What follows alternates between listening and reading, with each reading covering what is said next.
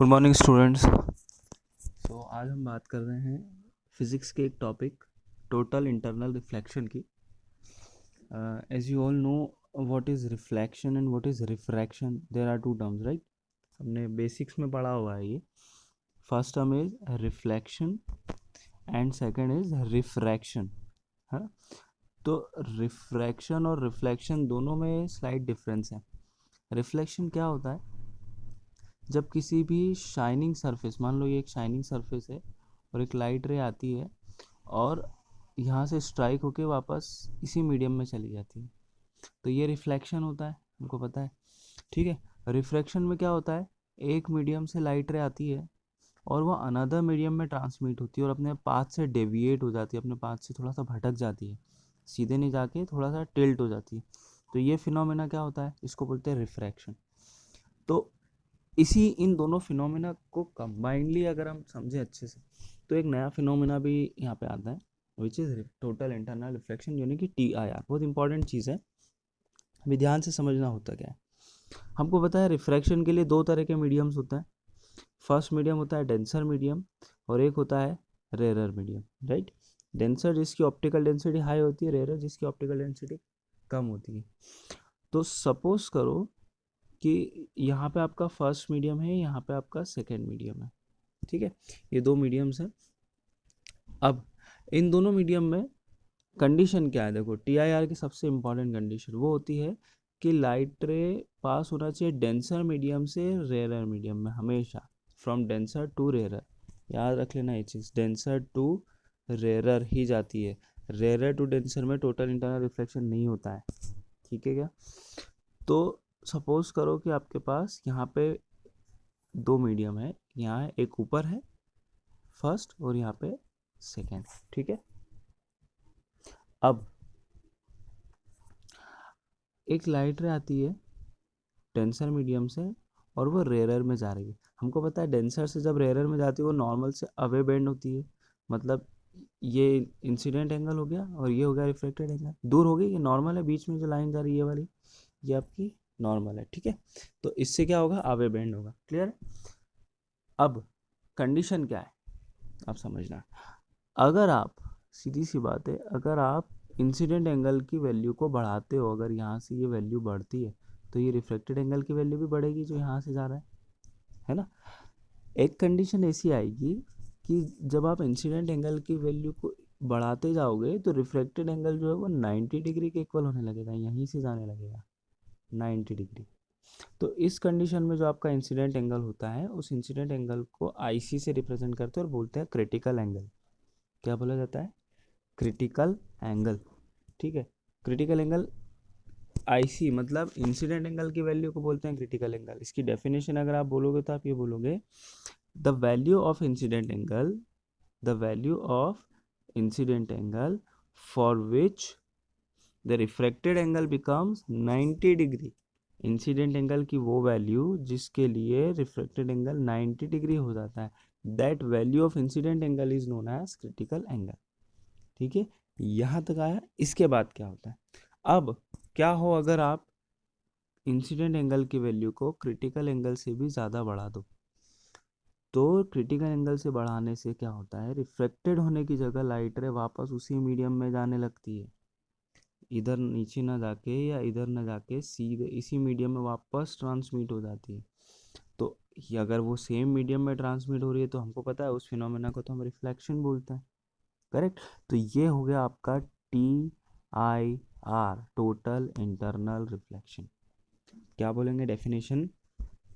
When the value of incident angle becomes more than critical angle, अगर critical angle से ज़्यादा हो जाती है आपकी इंसिडेंट एंगल की वैल्यू, तब लाइट रे reflect back in the same medium instead of refracting. Refraction की होने की जगह वो रिफ्लेक्ट होना चालू हो जाती है। इस फिनोमेना को ही क्या बोलते हैं? TIR। और इसके लिए आपको शाइनिंग सरफेस की ज़रूरत ही नहीं पड़ी, है ना। रिफ्लेक्शन हो रहा है, भले ट्रांसपेरेंट हो, भले यहाँ पे आपका डेंसर मीडियम हो, सपोज करो यहाँ पे आपका ग्लास ग्लास है, ये नीचे आपका वाटर है या एयर है, जो भी आपको सपोज करना है। तो लाइट रे जाएगी यहाँ से टकरा के वापस इसी मीडियम में चली जाएगी। कब होगा ये? जब आपका इंसिडेंट एंगल की value should be greater than critical angle. Clear है क्या? ये आपका टोटल इंटरनल रिफ्लेक्शन था। इसके कुछ छोटे छोटे आप वो हैं एग्जाम्पल्स हैं, जैसे मिराज होता है। मिराज क्या होता है?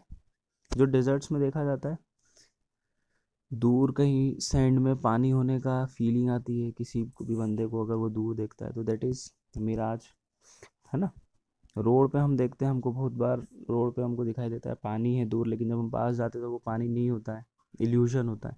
तो ये सब टोटल इंटरनल रिफ्लेक्शन के ही कारण होता है कि नहीं? तो टीआईआर का फंडा समझ आया? टीआईआर क्या होता है? अभी देखो समझना जरा कैसे होता है मिराज।